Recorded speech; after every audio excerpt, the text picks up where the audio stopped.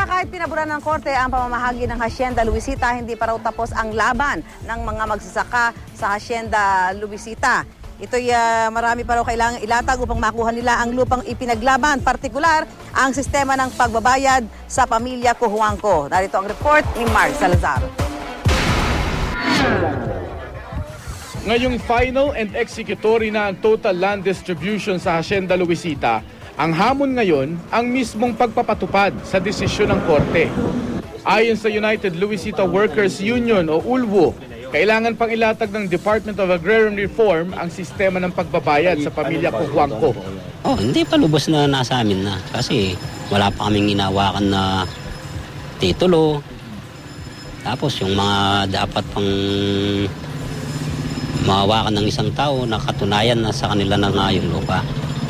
Our status prevents us. Tumanggi munang magkomento ang palasyo kaugnay nito dahil hindi pa raw nila natatanggap ang kopya ng desisyon ng korte.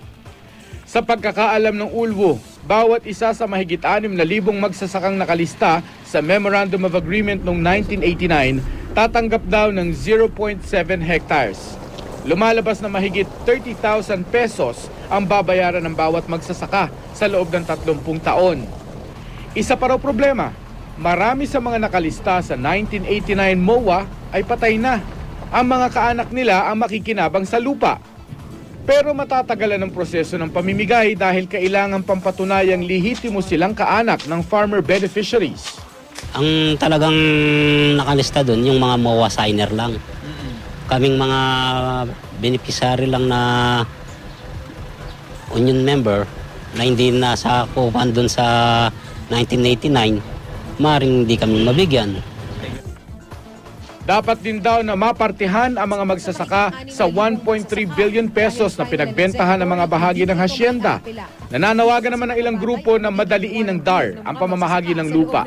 Ang kapatid naman ni Pangulong Noynoy Aquino na si Viel Aquino D, malugod na tinanggap ang desisyon ng korte.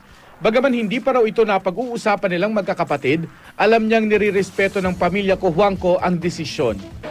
Actually, hindi ko alam kung ano yung mga details ng decision. But the sooner it's settled, the better. Ma'am, napag-uusapan niyo na kung magkakapatid ito? Hindi pa.